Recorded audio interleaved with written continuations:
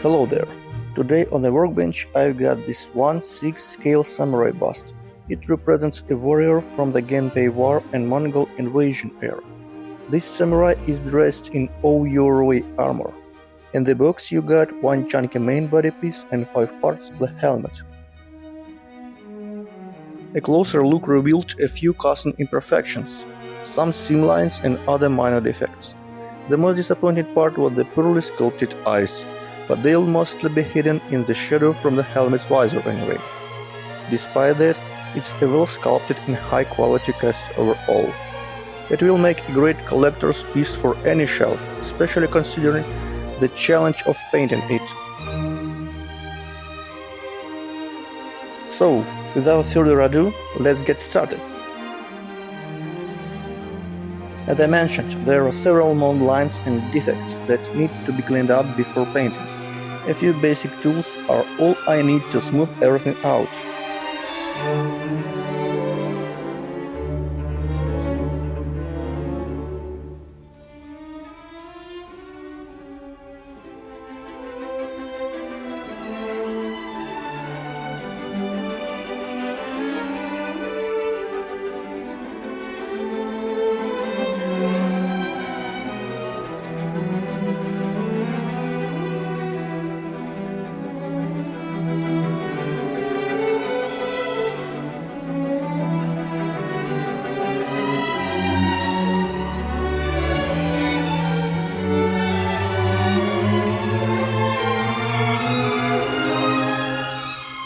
To mount the bust on a stand, I decided to use a wooden popsicle stick.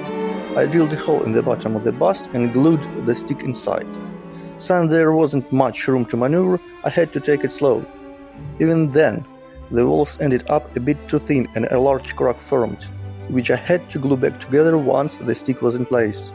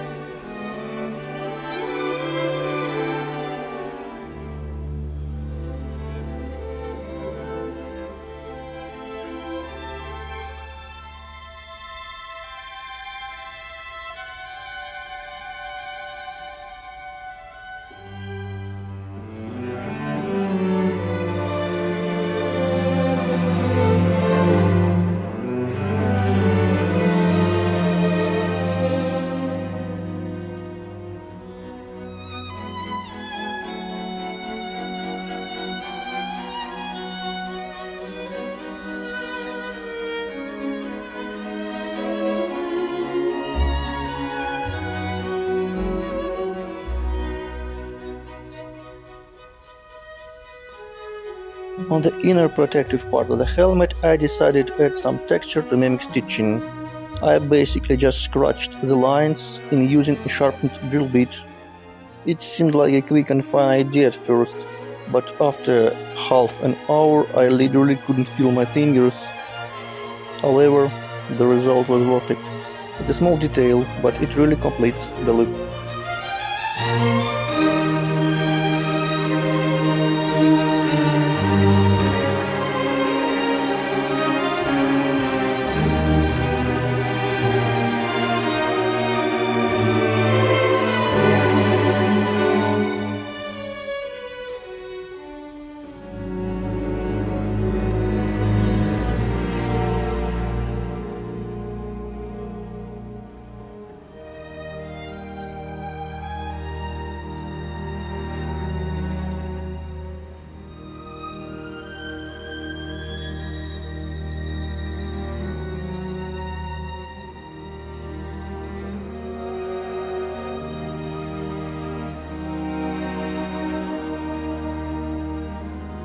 For the visor and the golden horns, the sculptor suggests just gluing them straight together.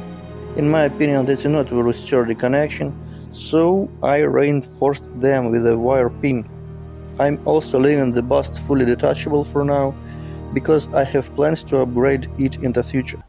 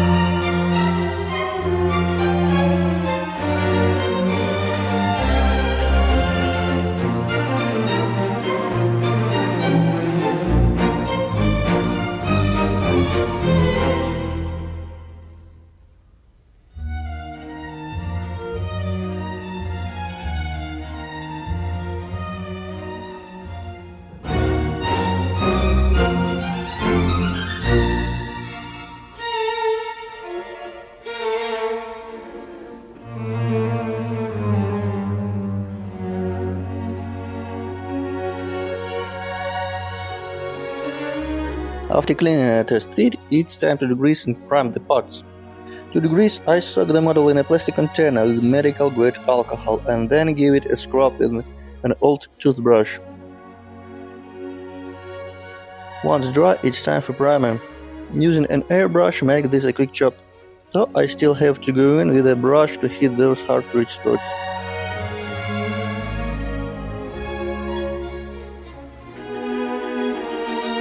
I clear the primer from any contact points so the parts bond better later.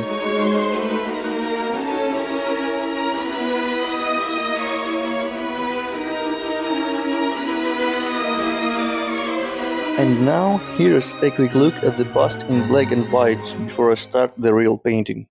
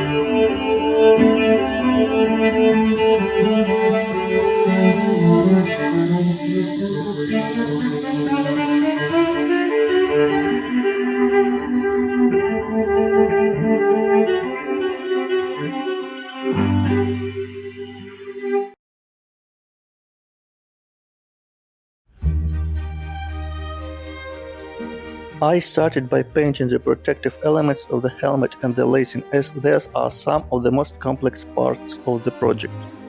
For the lacing, I chose a gradient scheme transitioning from light yellow to light red, known as Hai Susogo Adoshi.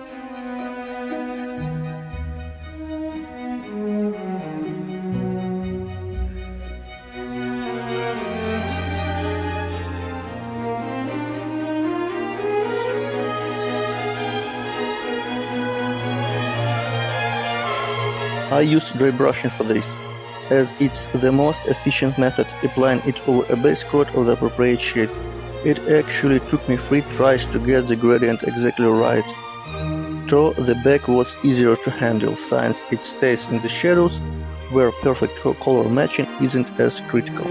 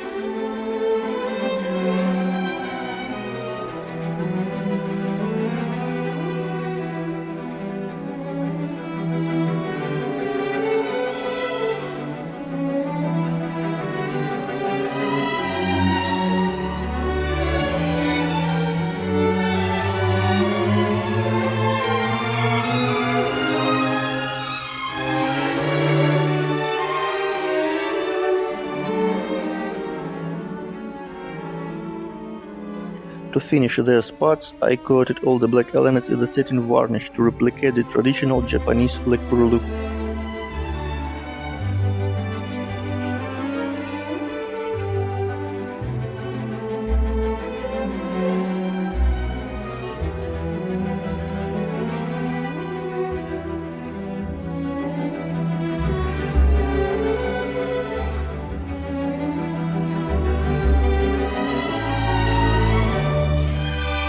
The helmet wings were painted using the same scheme, but I ran into a challenge. Because I painted the main armor and the wings on different days, it was difficult to match the colors and transitions perfectly.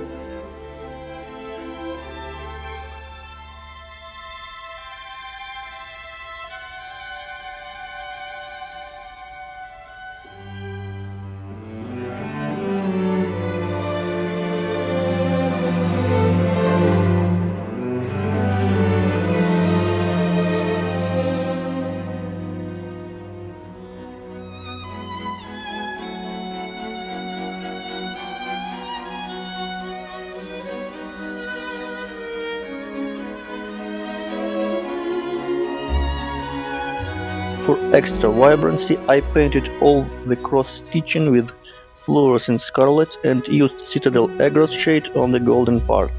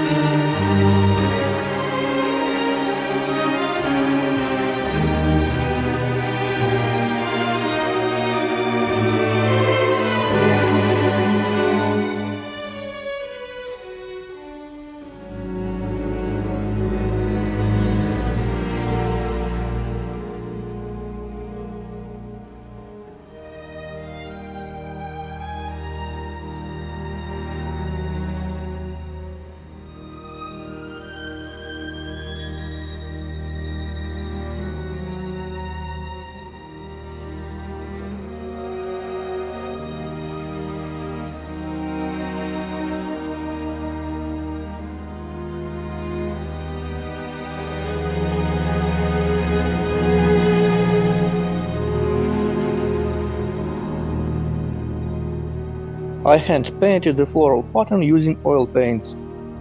I initially thought this would be the hardest part of the bust, but it turned out to be quite easy, just very time-consuming.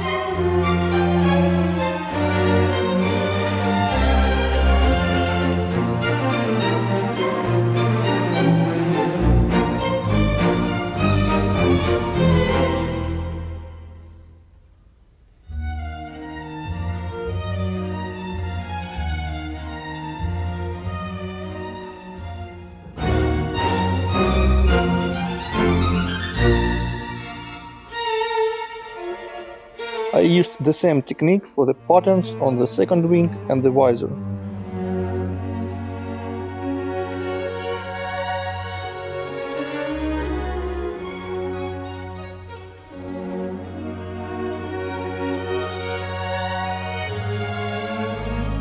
The decorative Kuwagata horns and Maedate crest are quite large, so simply painting them gold wasn't enough to make them look good.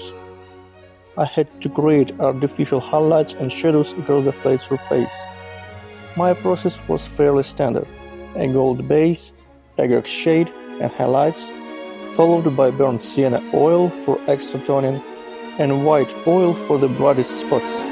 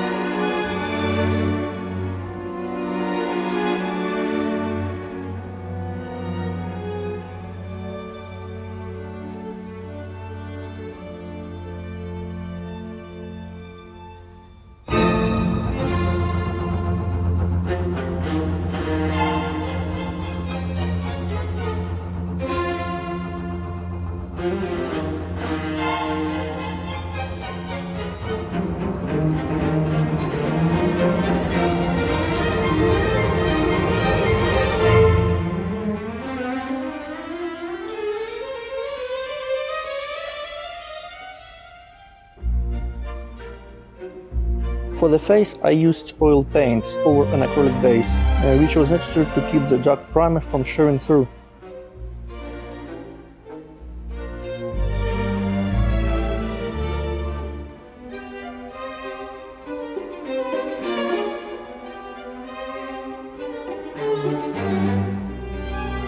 I placed my oil paints on cardboard first to soak up excess oil for a matte finish, then mixed my skin tones on a plastic palette.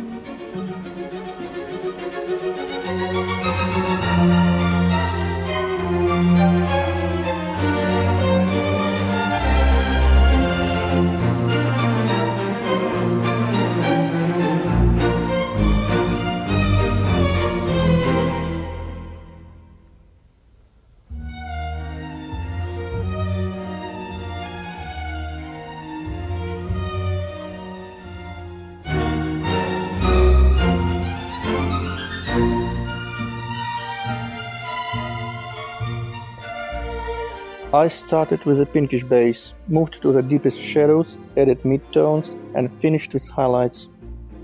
Blending the oils allowed me to create dozens of subtle transitions. The key is finding the right balance so the face doesn't become too dark or too light. The eyes, eyebrows, teeth, and lips were finished off camera, along with some deep shadows around the robes.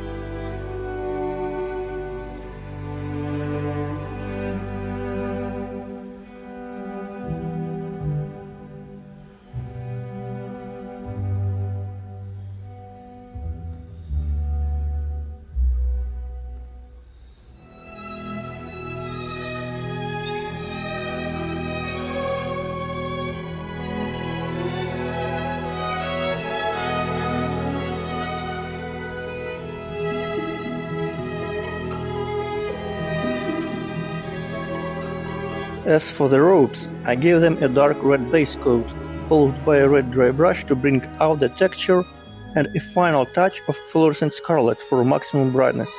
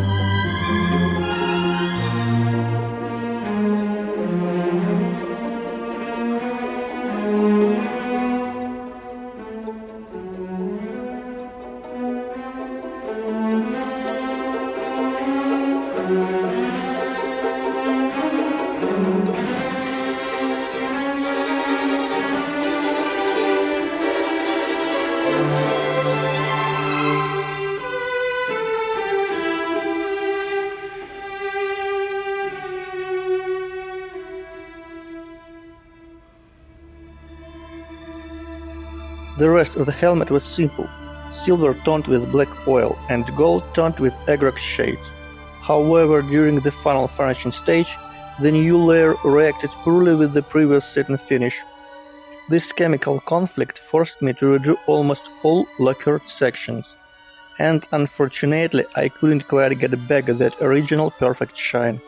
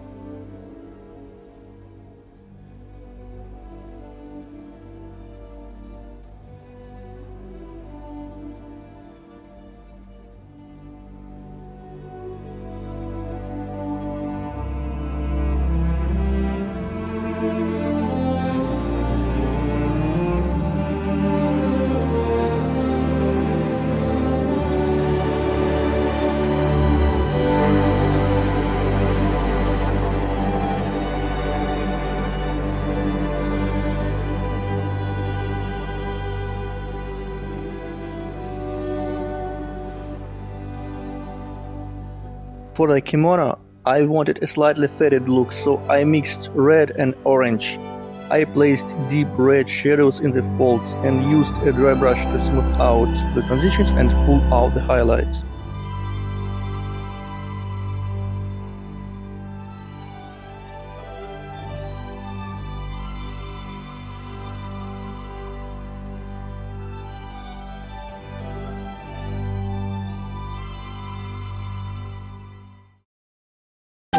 The pattern of the chest plate was done the same way as the helmet wings. I intended to film the whole process, but my camera died and the file was corrupted. Luckily, I managed to save about 30 minutes of footage.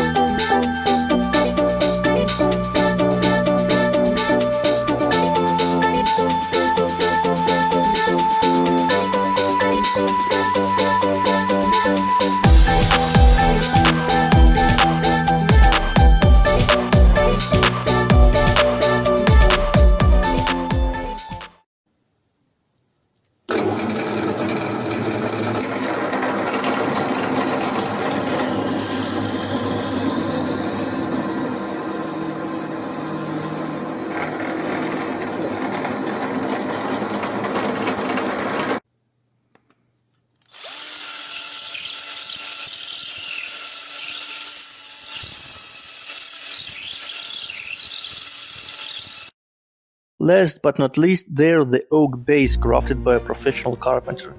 I just had to drill a mountain hole, glue everything together with PVA, and apply the final paint and varnish, finishing it off with the decorative velvet pads on the top and bottom.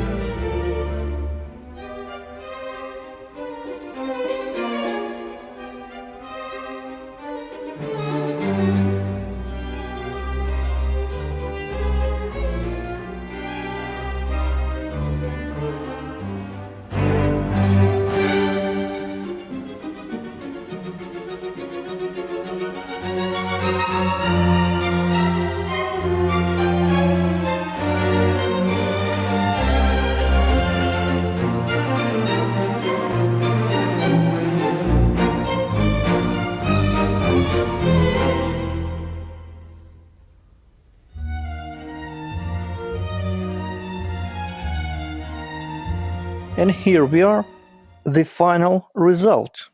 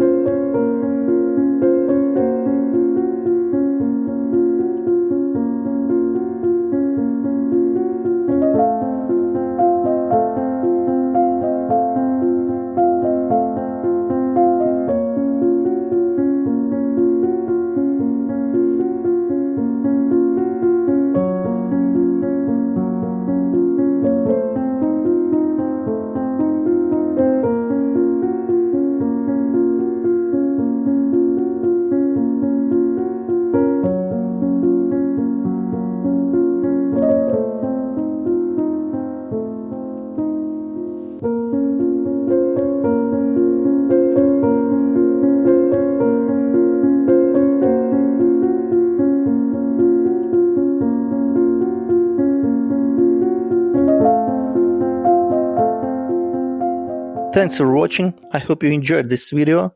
See you next time, take care.